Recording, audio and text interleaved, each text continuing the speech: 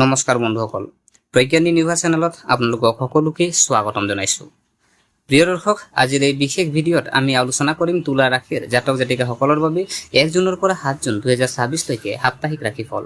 এই সপ্তাহটো আপোনাৰ জীৱনত কেনে ধৰণৰ পৰিৱৰ্তন আনিব, ধন সম্পত্তি, চাকৰি, ব্যৱসায়, শিক্ষা, স্বাস্থ্য, প্ৰেম আৰু পাৰিবাৰিক জীৱনত কেনে প্ৰভাৱ পৰিব, এই সকলো বিষয়ে বিস্তৃতভাৱে আলোচনা কৰিম।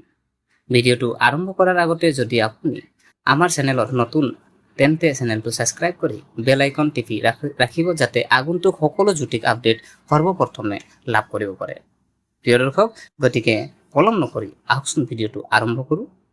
তুলা ৰাশি জাতক জাতিকাসকলৰ বাবে এই সপ্তাহটো মিশ্ৰিত ফলদায়ক হ'ব। কিছু ক্ষেত্ৰত উন্নতি আৰু সফলতাৰ যোগ থাকিলেও কিছুমান বিষয়ত সাৱধানতা অৱলম্বন কৰাটো অত্যন্ত প্ৰয়োজন হ'ব। এই সপ্তাহত আপোনাৰ কথা বতৰা আৰু আচৰণে বিশেষ গুৰুত্ব লাভ কৰিব। বহু সময়ত মানুহে নিজৰ কথাৰ বাবে সুযোগ হেৰুৱাই পেলায়। সেয়েহে এই সপ্তাহত যিকোনো কথা কোৱাৰ আগতে ভালদৰে চিন্তা কৰক।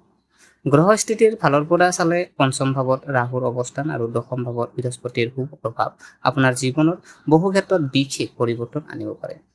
মানসিক অৱস্থা আৰু ব্যক্তিত্ব যদি চাওঁ, সপ্তাহটোৰ আৰম্ভণিতে আপোনাৰ মনত কিছু অস্থিৰতা দেখা দিব পাৰে।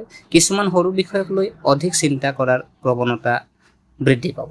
আপুনি অনুভৱ কৰিব পাৰে যে বহুতে আপোনাক সঠিকভাৱে বুজি পোৱা নাই, ফলত কিছু হতাশা বা অসন্তুষ্টিৰ সৃষ্টি হ'ব পাৰে। কিন্তু মনত ৰাখিব, এই সময়ছোৱাত ধৈৰ্যই আপোনাৰ আটাইতকৈ ডাঙৰ শক্তি। যিমানে পৰিস্থিতি জটিল নহওক কিয়, শান্ত মস্তিষ্কেৰে সিদ্ধান্ত ল'লে সকলো সমস্যা সমাধান হ'ব। এই সপ্তাহত ধ্যান, প্ৰাৰ্থনা বা আধ্যাত্মিক কাৰ্যকলাপে আপোনাৰ মনক যথেষ্ট শান্তি দিব পাৰে। ধন সম্পত্তি আৰু আৰ্থিক ব্যৱস্থা যদি চাওঁ, আৰ্থিক ক্ষেত্ৰত এই সপ্তাহটো তুলনামূলকভাৱে শুভ। বহুদিন ধৰি আটক হৈ থকা ধন ঘূৰি অহাৰ সম্ভাৱনা আছে। যদি আপুনি কোনো বিনিয়োগ কৰাৰ কথা ভাবি আছে, তেন্তে এই সময়ছোৱাই ভাল সুযোগ কঢ়িয়াই আনিব পাৰে। বিশেষকৈ মিউচুৱেল ফাণ্ড বা আপোনাৰ মাটি, দীৰ্ঘম্যাদী সঞ্চয় আঁচনি অথবা বীমাৰ ক্ষেত্ৰত আগ্ৰহী হ'লে লাভজনক ফল পোৱাৰ সম্ভাৱনা আছে। তথাপিও ডাঙৰ আপোনাৰ বিনিয়োগৰ আগতে অভিজ্ঞ ব্যক্তি অথবা পৰিয়ালৰ জ্যেষ্ঠ সদস্যৰ পৰামৰ্শ ল'ব। এই সপ্তাহত বিলাসী সামগ্ৰী কিনাৰ ইচ্ছা বৃদ্ধি পাব পাৰে, কিন্তু অতিৰিক্ত খৰচৰ পৰা বিৰত থাকক। অপ্ৰয়োজনীয় খৰচে ভৱিষ্যতে সমস্যাৰ সৃষ্টি কৰিব পাৰে। চাকৰি আৰু কেৰিয়াৰ যদি চাওঁ, দশম ভাৱত বৃহস্পতিৰ অৱস্থানৰ বাবে কৰ্মক্ষেত্ৰত বহু ইতিবাচক সুযোগ দেখা যাব। চাকৰিয়াল জাতক জাতিকাসকলৰ বাবে এই সপ্তাহটো বিশেষ শুভ আৰু অফিচত আপোনাৰ কামৰ প্ৰশংসা হ'ব পাৰে। ঊৰ্ধ্বতন বিষয়াসকলে আপোনাৰ প্ৰদৰ্শনত সন্তুষ্ট হ'ব। বহুদিন ধৰি অপেক্ষা কৰি থকা পদোন্নতি বা দায়িত্ব বৃদ্ধিৰ সম্ভাৱনা দেখা যায়। যিসকলে নতুন চাকৰিৰ সন্ধানত আছে তেওঁলোকে সুখবৰ লাভ কৰিব পাৰে। ইণ্টাৰভিউ, পৰীক্ষা বা বাছনি প্ৰক্ৰিয়াত সফলতাৰ সম্ভাৱনা শক্তিশালী। চাকৰি সলনি কৰাৰ কথা ভাবি থকা জাতক জাতিকাসকলৰ বাবেও এই সময় শুভ। নতুন সংস্থা অথবা উন্নত বেতনৰ সুযোগ লাভ হ'ব পাৰে।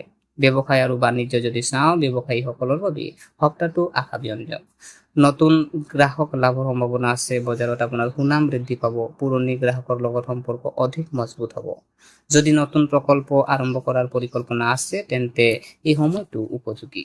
অনলাইন ব্যৱসায়, ডিজিটেল মাৰ্কেটিং, শিক্ষা, ফেশ্বন ডিজাইন আৰু পৰামৰ্শমূলক ব্যৱসায়ৰ লগত জড়িত জাতক জাতিকাসকলে বিশেষ লাভ পাব পাৰে। অৱশ্যে অংশীদাৰী ব্যৱসায়ত সকলো সিদ্ধান্ত লিখিতভাৱে লোৱাটো ভাল। পাৰিবাৰিক যদি চাওঁ, পাৰিবাৰিক জীৱন এই সপ্তাহটোত পাৰিবাৰিক ক্ষেত্ৰত বিশেষ সাৱধানতা প্ৰয়োজন। আপোনাৰ কথা বতৰাই পৰিস্থিতি ভাল বা বেয়া দুয়োটা কৰিব পাৰে। সৰু কথাত খং উঠিলে পৰিস্থিতি জটিল হ'ব পাৰে। সেয়েহে পৰিয়ালৰ সদস্যসকলৰ সৈতে ধৈৰ্য ধৰি কথা পাতক। বিশেষকৈ ভাই ভনী অথবা আত্মীয়ৰ লগত ভুল বুজাবুজিৰ সম্ভাৱনা আছে। পিতৃ মাতৃৰ স্বাস্থ্যৰ প্ৰতি মনোযোগ দিয়ক। জ্যেষ্ঠ সদস্যৰ আশীৰ্বাদে বহু বাধা দূৰ কৰিব। সপ্তাহৰ মাজভাগত পৰিয়ালৰ সৈতে আনন্দময় সময় কটোৱাৰ সুযোগ আহিব। আৰু দাম্পত্য জীৱন যদি চাওঁ, বিবাহিত জাতক জাতিকাসকলৰ বাবে এই সপ্তাহটো মিশ্ৰিত ফলদায়ক হ'ব। স্বামী স্ত্ৰীৰ মাজত কেতিয়াবা মতভেদ দেখা দিব পাৰে, কিন্তু সময়মতে আলোচনা কৰিলে সমস্যাৰ সমাধান হ'ব। অহংকাৰ এৰি আপুনি অনুভূতিক সন্মান দিয়ক। যদি দীৰ্ঘদিন ধৰি কোনো বিষয়ক লৈ বিবাদ চলি আছে, তেন্তে এই সপ্তাহত সমাধানৰ পথ ওলাই আহিব পাৰে।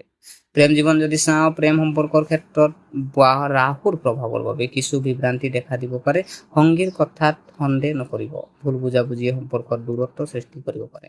সঁচা কথা আৰু বিশ্বাস বজাই ৰাখিলে সম্পৰ্ক অধিক শক্তিশালী হ'ব। অবিবাহিত জাতক জাতিকাসকলৰ জীৱনত নতুন ব্যক্তিৰ আগমন ঘটিব পাৰে। শিক্ষা যদি চাওঁ, শিক্ষাৰ্থীসকলৰ বাবে সপ্তাহটো যথেষ্ট শুভ। বিশেষকৈ যিসকলে প্ৰতিযোগিতামূলক পৰীক্ষাৰ বাবে প্ৰস্তুতি চলাই আছে তেওঁলোকৰ বাবে সফলতাৰ সম্ভাৱনা অধিক। মনত একাগ্ৰতা বৃদ্ধি পাব। পৰিয়ালৰ পৰা পূৰ্ণ সহযোগিতা লাভ কৰিব। উচ্চ শিক্ষা, চৰকাৰী চাকৰি পৰীক্ষা, বেংকিং, ৰেলৱে, SSC, UPSC অথবা APSCৰ প্ৰস্তুতি চলোৱা শিক্ষাৰ্থীসকলে বিশেষ লাভ পাব পাৰে। আপুনি অলসতা পৰিহাৰ কৰিলে ফলাফল আৰু অধিক ভাল হ'ব। স্বাস্থ্য যদি চাওঁ, স্বাস্থ্যৰ ক্ষেত্ৰত বিশেষ গুৰুতৰ সমস্যা দেখা নাযায়, তথাপিও মানসিক চাপৰ প্ৰভাৱৰ শৰীৰত পৰিব পাৰে। অতি চিন্তা, উদ্বেগ আৰু অনিদ্ৰাৰ সমস্যা হ'ব পাৰে। পেটৰ সমস্যা, গেছ, এচিডিটি অথবা মূৰৰ বিষে কেতিয়াবা অসুবিধা দিব পাৰে। পৰ্যাপ্ত পানী খাব, সুষম আহাৰ গ্ৰহণ কৰক। সকলো কামৰ মাজতো কিছু সময় ব্যায়াম আৰু খোজ কঢ়াৰ বাবে ৰাখক। সামাজিক জীৱন যদি চাওঁ, সামাজিক ক্ষেত্ৰত আপোনাৰ সন্মান বৃদ্ধি পাব। যিসকলে মানুহে আপোনাৰ মতামতক গুৰুত্ব দিব। কোনো অনুষ্ঠানত অংশগ্ৰহণৰ সুযোগ আহিব পাৰে। সমাজত আপোনাৰ জনপ্ৰিয়তা বৃদ্ধি পাব, কিন্তু কাৰো সমালোচনা কৰাৰ আগত দুবাৰ ভাবিব। এই সপ্তাহত আপোনাৰ একোটা মন্তব্যই ডাঙৰ বিতৰ্কৰ কাৰণ হ'ব পাৰে। শুভ দিন যদি চাওঁ, সোমবাৰ, বৃহস্পতিবাৰ, শুক্ৰবাৰ। শুভ ৰং বগা, আকাশী গোলাপী আৰু শুভ সংখ্যা 6, 15, 24। বিশেষ আপুনি উপায় কৰিব পাৰে, প্ৰতিদিনে মা লক্ষ্মীৰ স্মৰণ কৰক, নাম স্মৰণ কৰক। শুক্ৰবাৰে বগা মিঠাই দান কৰক।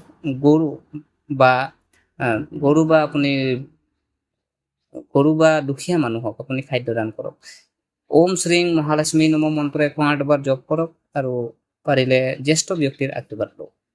প্ৰিয় দৰ্শক, 1 জুনৰ পৰা 7 জুন 2026 লৈ তুলা ৰাশিৰ বাবে এই সপ্তাহটো সুযোগ আৰু সাৱধানতাৰ এক সুন্দৰ সংমিশ্ৰণ। কৰ্মক্ষেত্ৰ, শিক্ষা আৰু আৰ্থিক দিশত উন্নতিৰ যোগ দেখা যায়, কিন্তু বাক্য ব্যৱহাৰ কৰি পাৰিবাৰিক সম্পৰ্ক আৰু মানসিক চাপৰ ক্ষেত্ৰত সচেতন হ'ব লাগিব। ধৈৰ্য, নম্ৰতা আৰু বুদ্ধিমত্তাৰে আগবাঢ়িলে এই সপ্তাহটো আপোনাৰ বাবে বহু শুভ ফল কঢ়িয়াই আনিব। প্ৰিয় দৰ্শক, গতিকে এয়া আছিলে আপোনাৰ যিহেতু তুলা ৰাশিৰ আজি ক'বলৈ গ'লে সাপ্তাহিক ৰাশিফল। গতিকে আশা কৰিছোঁ আপোনালোকে ভিডিঅ'টো চাই ভাল পালে। যদি এই ভিডিঅ'ই আপোনাক কিঞ্চিত মানুহ লাভান্বিত কৰিলে তেনেহ'লে ভিডিঅ'টো লাইক কৰিব আৰু যিমান পাৰে আপোনালোকে ভিডিঅ'টো শ্বেয়াৰ কৰিব আৰু কমেণ্ট কৰিব।